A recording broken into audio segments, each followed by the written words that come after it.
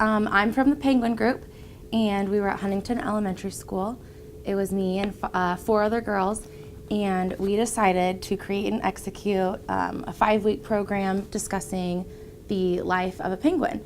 Our ultimate goal was for our students to be able to end up being able to know everything about the life of penguins, everything they wanted to know. We were there to answer questions and guide them through it.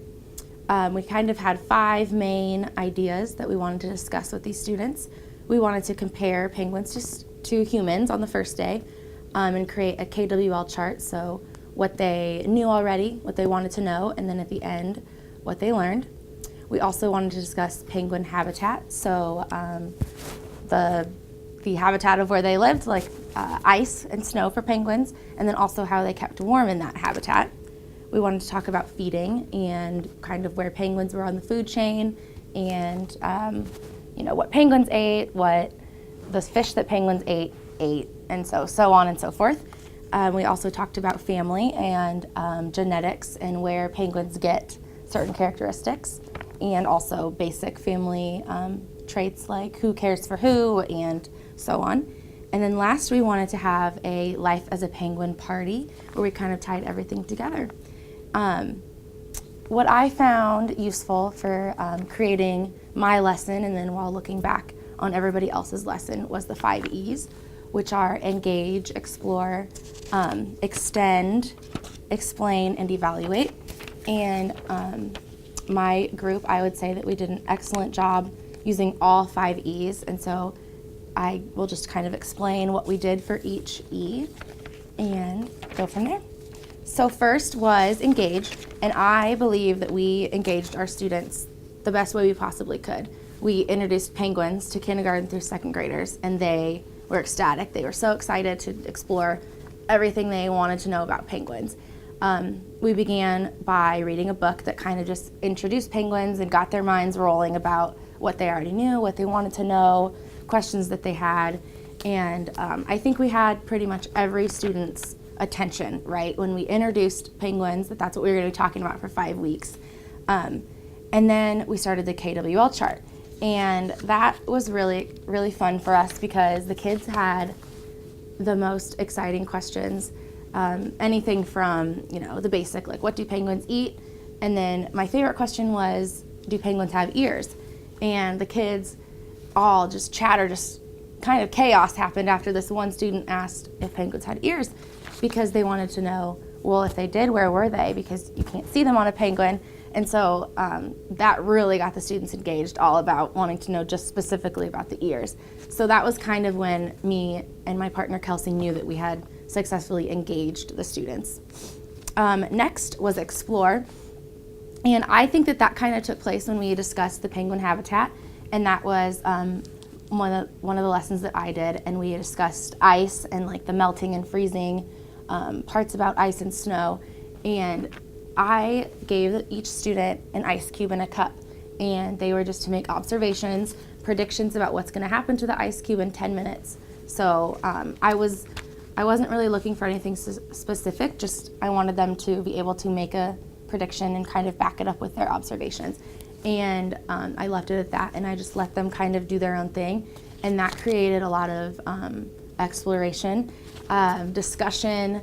I overheard questions between other students, like, what did you put down? Oh, that's a good idea. I didn't think of that. And that was really rewarding for us to hear, because we kind of wanted them to teach themselves and find the answers to their own questions. And I think we were also successful in that. And then the next E is explain. And we kind of did this every week. So about 5 times we experienced the explain aspect when we sat down and filled out the L of our KWL. And this, I guess in the past I didn't really, before I knew about the 5 E's, I didn't look at it as explain. I looked at it as kind of reviewing what we learned for the day. And so we would have students just raising their hands and, like for example, for the ice activity, students were raising their hands and saying, penguins had layers of feathers and an extra layer of fat to keep them warm. Instead of in the past week, students were saying they just have fur.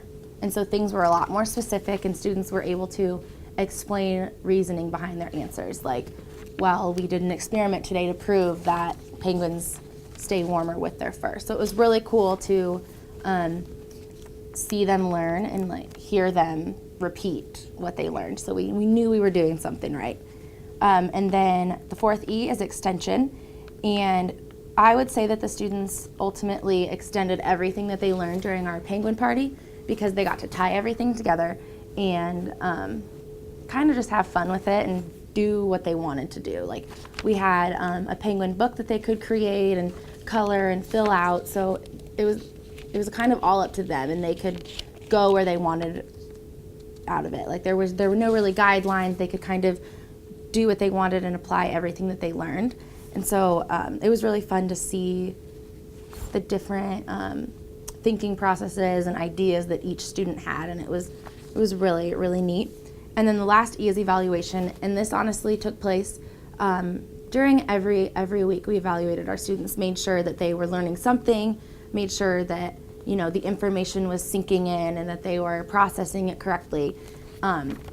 And ultimately, I think we just evaluated them on that last day and made sure that when we filled out the KWL chart for one last time, that that they listed almost everything that they learned, and they did. They kept going, and they even said things that we didn't even talk about, but they just wanted to keep learning ultimately. And so we didn't really summatively assess them or evaluate them because we were just an after-school club, but we definitely did a lot of formative assessment. We just observed.